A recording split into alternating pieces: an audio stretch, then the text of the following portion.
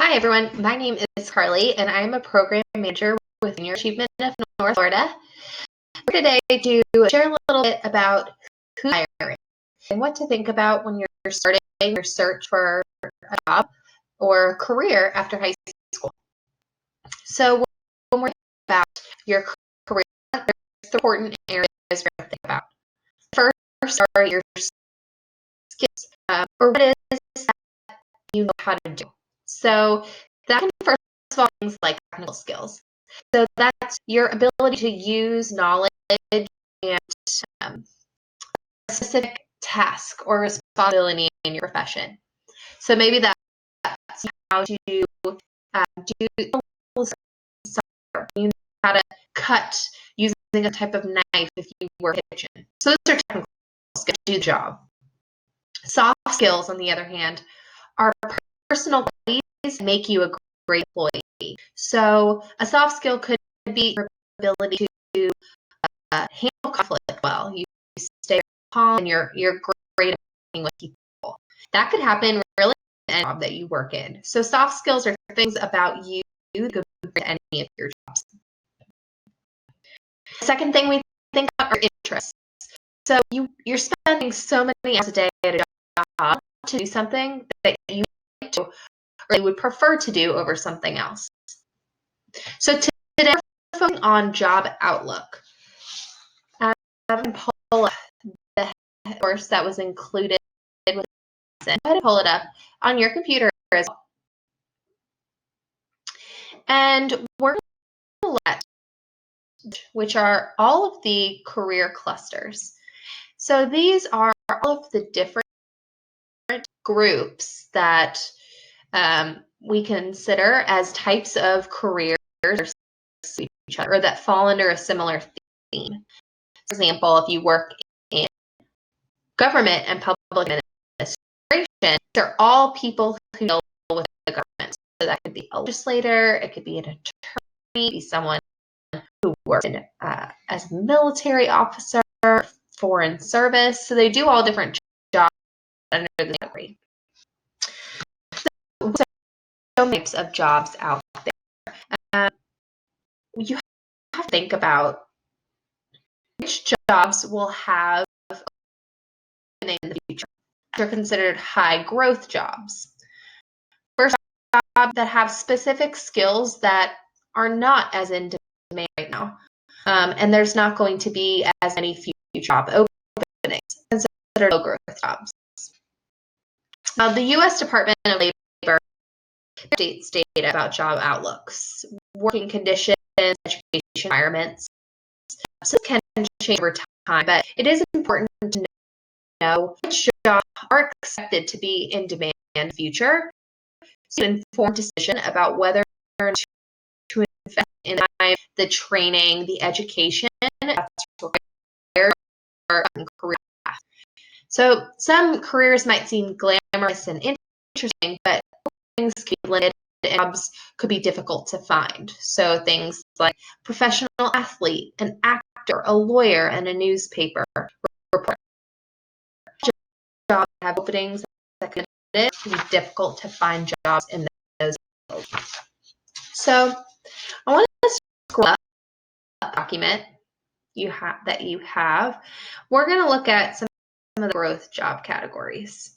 So these are the jobs that are predicted to have the greatest number of openings in the near future. So first, to be STEM jobs.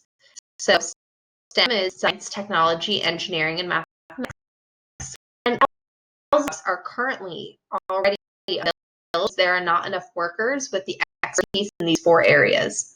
And knowing how much our society relies on technology, especially right now, we know that these careers are just going to continue to have more openings and more people could find jobs in these areas.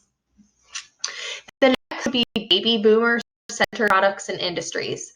So baby boomers are a generation just like you might be X or another different generation. People who came from the baby boom generally right now are about 55 to 75 years old, and they are the biggest group of a large population that's all starting to retire, and they're all starting there. So baby boom heard products and industries are industries that provide service to that generation, and they're going to continue to grow. So as people more health needs, so people with aids or in hospitals, nursing homes, all going to have an increase in patients. Same thing as they retire, they're going to want more recreational and leisure products that are meant for their age group. We have the skill trades. So there has been more of a focus on students going to 4-year college, but your schools are starting to talk more about how skilled trades should be considered, because there is a shortage of trained professionals for jobs like plumbers, welders, and electricians. And those jobs will be needed. And as generations start getting older and they retire from those jobs, there's lots of positions open now to be by generations. So now that we've talked about the various categories, and you can keep that handy,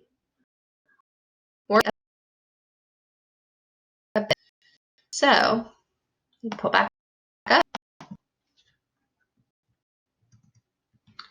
We're going to play outlook for the future. So what I need you to do now is have a paper, even just a notepad and a pen. And if not, you can use a list or a note on your phone, or but a word.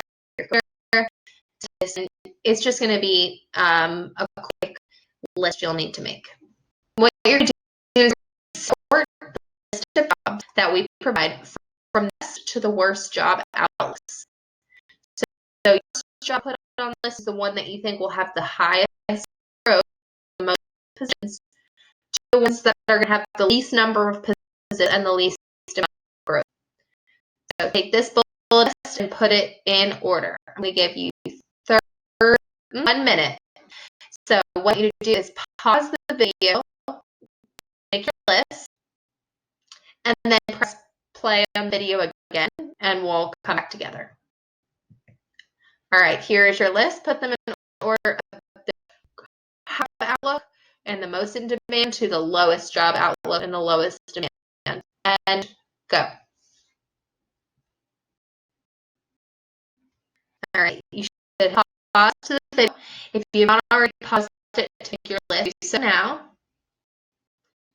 And we're going to keep going. If you've paused, go ahead and out what's going to be our list from 1 to 10. So the job is the highest job outlook. And you'll look at your list, update it with information you see. So the best job outlook from that list is actually going to be a solar photovoltaic installer. Pretty crazy name. That job expected in the near future to have 104% change, with an average salary around $1,000. Why do we think there's going to be so much growth in this job? It's a STEM job. It has a scientific element, and we know solar is a direction that we see so much of our energy moving towards. So it's going to have significant growth in the future. Okay, number 2 is a software developer. That's expected to grow 1%, but after all of the things we want to do even more. That's from 40,000 to 100,000. Yes. So there is more education required for that position, and more specific, very specific skill set. Great. So this is going to be a STEM career, has a lot of engineering and technology that are going to be crucial. All right, number 3 is actually bicycle repairer. So that's expected to grow by 5%, and average salary $28,000. So well, it's a skilled trade. People are aging out of knowing how to do that. there's a need for people to get into that field. Number 4, a rotary drill operator, oil and gas. That's going to have a percentage of 24%, pretty high, and average $54,000.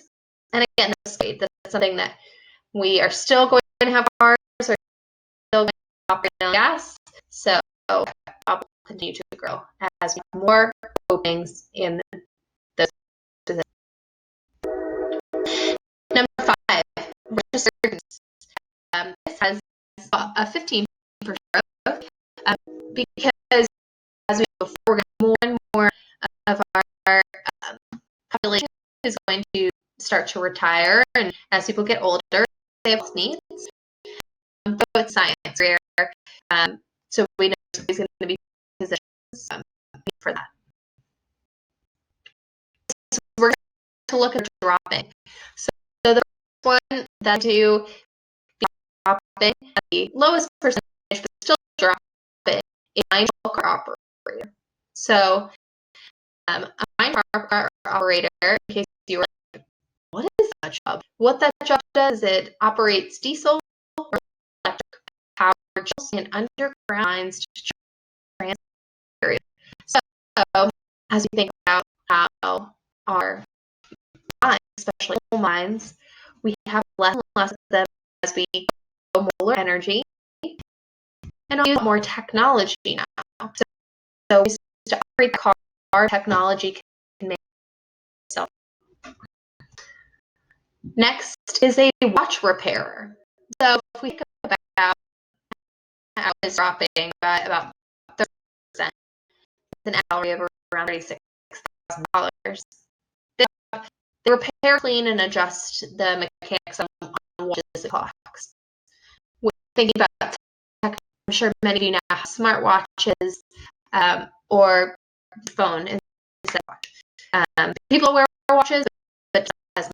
So you don't need to get your refixed or adjusted.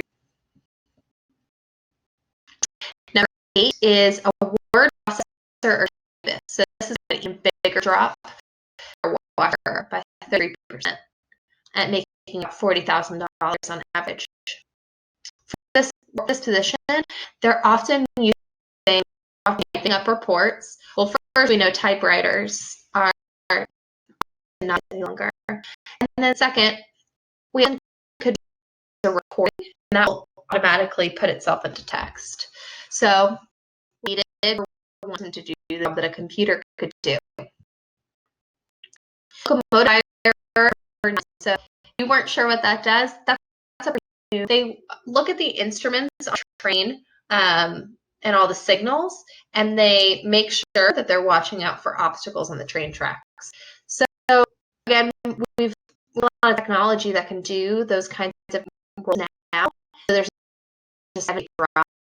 A computer would be able to read those staff, a person on it, save a company $40.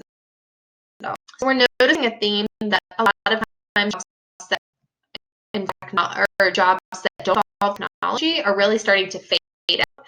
Someone could be replaced by technology. So it's important to think about, if you're interested in something, how could you incorporate technology day to day? So in review, we know jobs have requirements, and it's important to research the job outlook because it can vary greatly for profession. You should visit the Bureau of Labor Statistics website. BLS.